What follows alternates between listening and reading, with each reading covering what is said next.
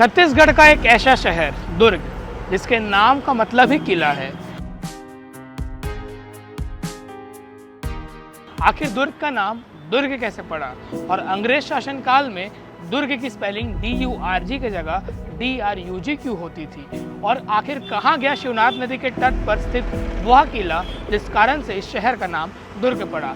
क्या था महाराष्ट्र के चंदा तहसील से दुर्ग का कनेक्शन और आज जो दुर्ग जिस जगह हम रहते हैं वो दुर्ग आज से 100 साल और कई शताब्दी पहले कैसा था।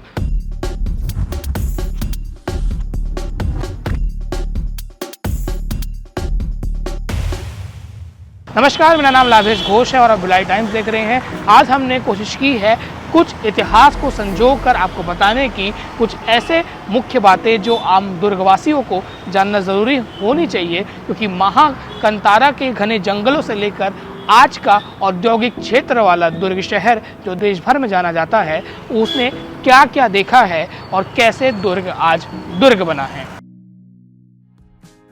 प्राचीन काल में आज का छत्तीसगढ़ दो हिस्सों में बटा था, अठारहगढ़ दूसरी तरफ और अठारहगढ़ दूसरी तरफ। पहला था दक्षिण कौशल और दूसरा महाकंतारा, और जो घने जंगलों और जनजातीय इलाकों के लिए प्रसिद्ध था। महाकंतारा का उल्लेख प्राचीन अभिलेखों और ऐतिहासिक ग्रंथों में मिलता है। आज का दुर्ग उसके आसपास का क्षेत्र इसी ऐतिहासिक भूभाग का हिस्सा माना जाता है। इतिहास के अनुसार दुर्ग की स्थापना 10वीं शताब्दी की समय हुई, जब कलचुरी शासकों ने जगपाल नाम के व्यक्ति को लगभग 700 गाँव की जागीर दी थी। जगपाल ने शिवनाथ नदी के किनारे एक किले में निवास करते थे। इसी दुर्ग से यानी कि नाम इसका इस किले से दुर्ग का नाम दुर्ग पड़ा, क्योंकि दुर्ग का मतलब होता है किला। 1152 की बात है, ईस्वी के आसपास धमदा क्षेत्र हैवंशी शासकों के अधीन था।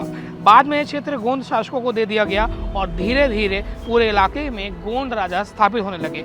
महाराष्ट्र के चांदा यानी आज के चंद्रपुर के गोंड राजाओं के प्रभाव से भी इस क्षेत्र में दिखाई देता है। और अब बात की जाएगी मराठा शासन और 1818 का वो मोड़ जब सब कुछ बदल गया।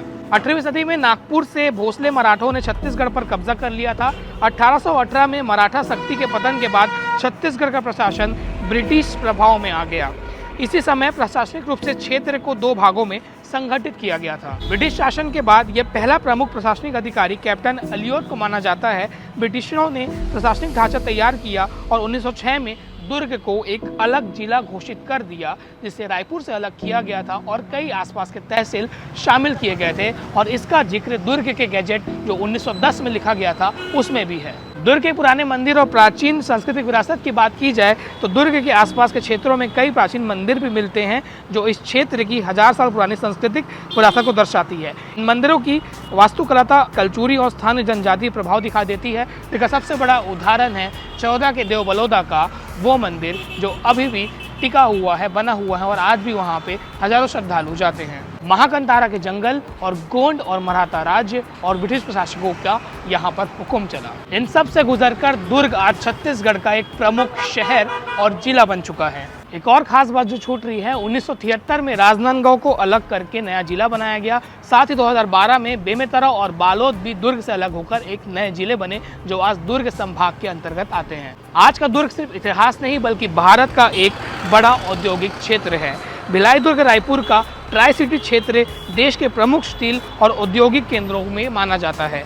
यहीं से नागपुर तक बना दुर्ग के लिए नेशनल हाईवे 53 शहरों को तेजी से जोड़ता है और फ्यूचर में इसे SCR यानी कि स्टेट कैपिटल रीजन बनाने की भी पूरी तरीके से प्लानिंग कर ली गई है। भविष्य में प्रस्तावित दुर्ग रायपुर होते हुए विशाखापट्टनम तक वाइजैक एक्सप्रेसवे का भी काम तेजी से चल रहा है। और आप समझिए कि 10वीं शताब्दी से शुरू हुई दुर्ग की कहानी आज 2026 में हम हैं और इतना ज़रूरी है दुर्ग को जानना, इसलिए हमने सोचा कि दुर्ग के बारे में कुछ इतिहास आपको बताया जाए, क्योंकि हमारा शहर है दुर्ग और भिलाई, इसके बारे में हमको जानना चाहिए। कि जानकारी आपको कैसे लगी इसको बताइएगा और इतिहास के बारे में और क्या जानना चाहेंगे वो भी बताइएगा। नमस्कार, मैं लाभेश।